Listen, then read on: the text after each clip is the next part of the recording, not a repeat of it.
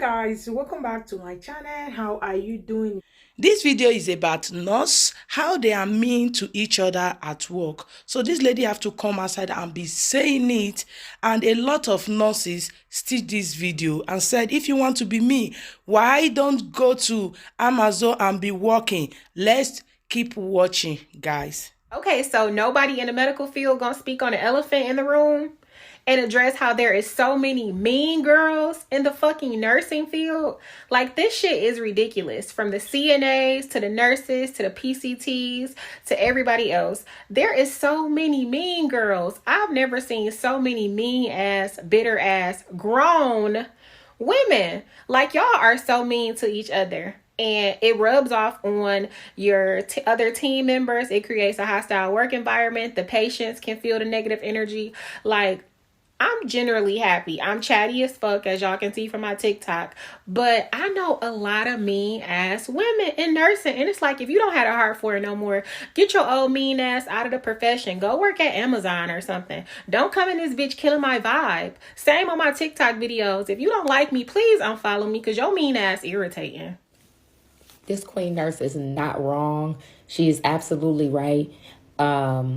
There has been a upsurge of just bullies in the nursing field.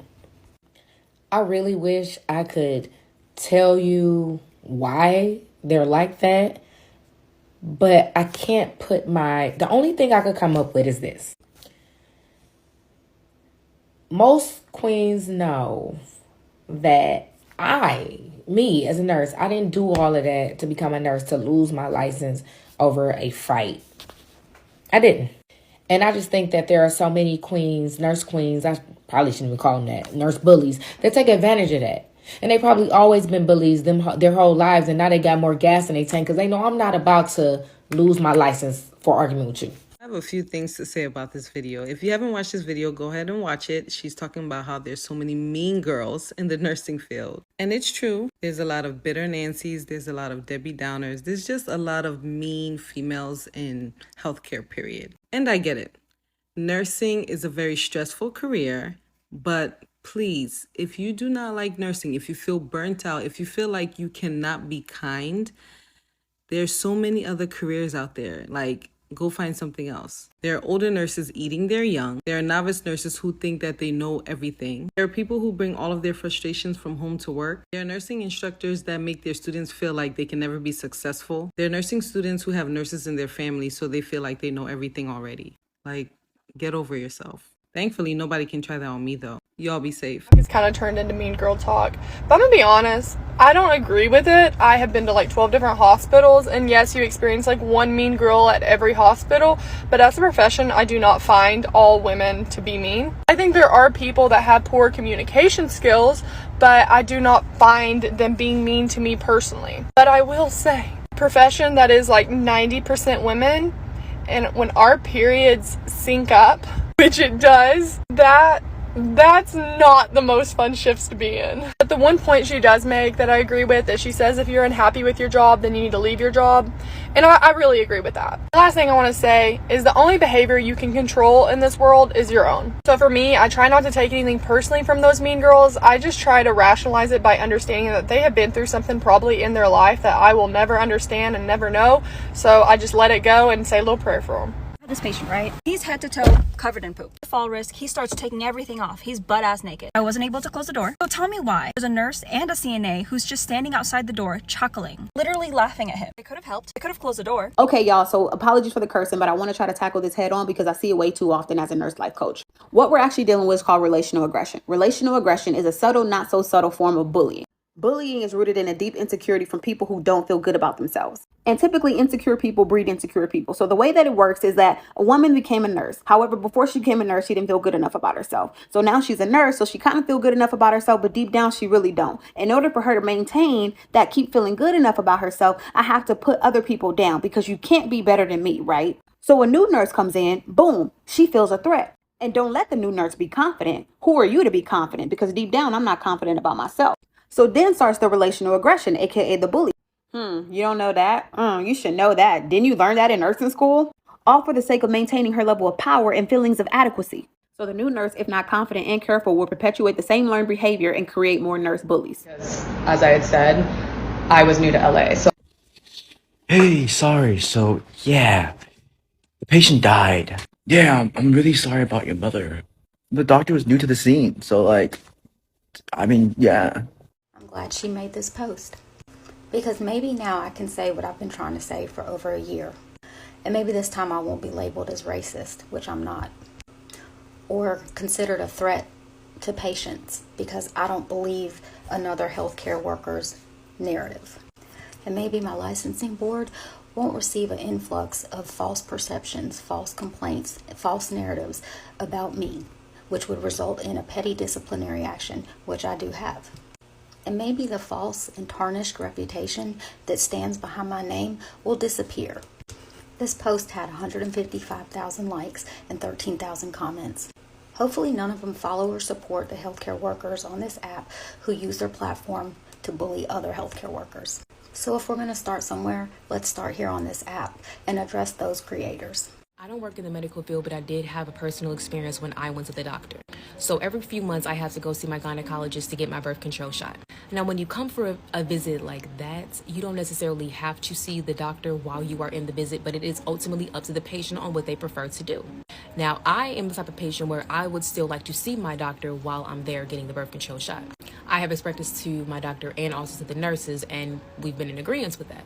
So there was this one time that I go to get my birth control shot in the summertime, and this is what happened.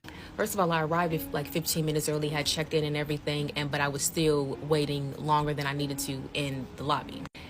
Then when I go to the back and everything, and the nurse is getting ready to give me my birth control shot, I say, okay, hey, is it okay if I see my doctor before you go ahead and do that? Then the nurse proceeds to tell me, oh, well, the doctor's in the meeting right now, so no, you can't see her. So already that threw me off of my routine. I was looking forward to seeing her, and then when that was just pulled the rug from under me, I didn't like that. So in a calm manner, I go up to the front desk, and I'm talking to the same nurse, and I'm saying like, okay, was there something that we can do? Was there a way that I can like reschedule to come back to come see her? Because, you know, I would like to see her. So then what the nurse tells me is, oh, well, your appointment was nurses only. So when I booked my appointment, I do it online, and I always select my doctor. So there is no selection for like nurses only. At least I don't see one. But what pretty much happened is that nurse took it upon herself to switch my appointment. Instead of it being seeing my doctor, they changed it to a non-physician in the system. So when I went back online, it was different after the appointment versus before. And I knew for a fact that that wasn't me that changed it. I knew for a fact that they were the one that changed it. And for whatever reason, I don't know if they were trying to make their job any easier, but they did not have the authority to make that decision for me and make that call. So then when I'm having a conversation with the nurse, I'm saying like, well, is there another time we can come see her or whatever? And the energy that I was just giving was kind of like, I don't know what. Basically, it seemed as if this nurse was just kind of like disregarding my needs, was kind of dismissing me, and I felt like very disrespected. Because here I am coming to you calmly about my problem, and you're kind of giving me this nonchalant energy as if I don't really care about what you got to do, it's fine. And it kind of gave me that type of energy like, well, wanted to pull that executive decision to a person like me because I'm not very problematic. I'm not confrontational. I wasn't going to be the one to like bite back. I wasn't going to be the one to pick a bone with her. And I felt like she kind of sensed that and did that on purpose. Because basically she had some instructions and she did not follow the instructions. So long story short, the appointment was made, but it was for like several weeks later, and it defeated the whole purpose. So I go out to the car and I'm sitting here contemplating, and I'm like, no, I'm gonna go back in there and see if I can see her sooner. So then I come back in there, talk to another nurse. We were able to get me an appointment that same week to see my doctor. Then when I come back for my next appointment, she's being like overly friendly, and it was fake. I left my last job because my trainer told me that I was fat, and also that every time I walked away, she would tell the residents that I was stupid and didn't know what I was doing. Go back and watch her video. She's absolutely right. I worked in 2 different hospitals this week, and in both those hospitals I encountered nasty nurses that just had attitudes for no reason. I even had to de-escalate a situation that the nurse was going to create with a patient for no apparent reason because she had an attitude. Y'all are in this field. I'm not knocking it. I'm in this field. I've been in this field for 16 years. The way that y'all talk to people and the way that y'all act is just downright mean. Not all of y'all. I'm not going to say all of y'all. But a lot of y'all are in this field, and it's really starting to be noticeable. Y'all are mean and y'all nasty and y'all have attitudes for absolutely no reason. She's right. Go back and look at her video.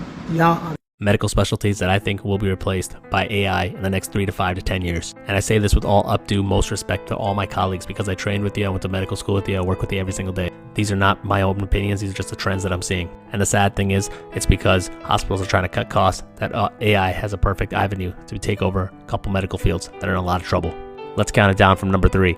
Number 3 is pathologists. Pathologists spend a lot of their time diagnosing diseases under the microscope. They look at slides, they look at cells, they look at different parts of your body that they take out to find out what kind of cancer you have. Not only what kind of cancer, but what kind of disease process you have. They run these images under gram stains and different other markers to figure out if you have a certain type of cancer. Now this can be done by AI, by taking those same slides, putting it into an AI model, running it against thousands and hundreds and millions of different previous scans and images, and you get to see if that slide that you put in is cancerous, not cancerous, what disease process is there. A lot of their physical work can be done by a lab tech. Coming in at number 2, infectious disease doctors. Infectious disease doctors are some of the smartest doctors in this entire planet. They have to know every single marker of every single infection in every single part of your body, all over your body. Not only that, they need to know what kind of medications are used to treat that kind of infection. The sad thing is, most of the time, their treatment is algorithmic. This means that typically they start with the highest number of antibiotics and they whittle it down to get the right antibiotic to treat whatever kind of infection you have inside your body, outside your body, on your body, anywhere. The problem is that an infectious disease doctor cannot know the trends that are going on in all the hospitals all the time at that exact second.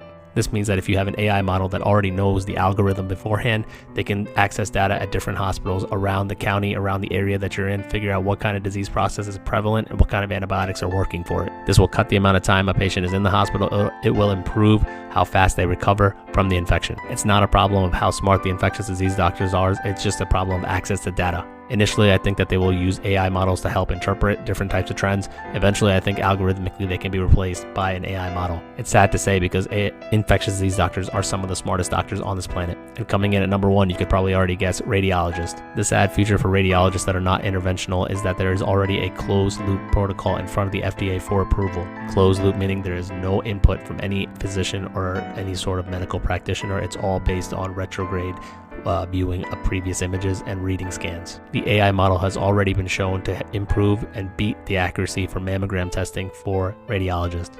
This means that they can actually predict with a higher percentage of accuracy whether or not a female has cancer from the AI model as opposed to using a radiologist read your mammogram. The other problem is there's a huge shortage of radiologists in this country. As of right now, a lot of hospitals send their scans out to Nighthawk, which is a company based in Australia, where radiologists in Australia read your x-ray, your chest scan, your CT, any of those things overnight in a different country. The problem is I think AI will be integrated as a cost-cutting solution initially, where one radiologist will overlook thousands of AI models. Eventually, hospitals will see the opportunity and cut radiology out altogether.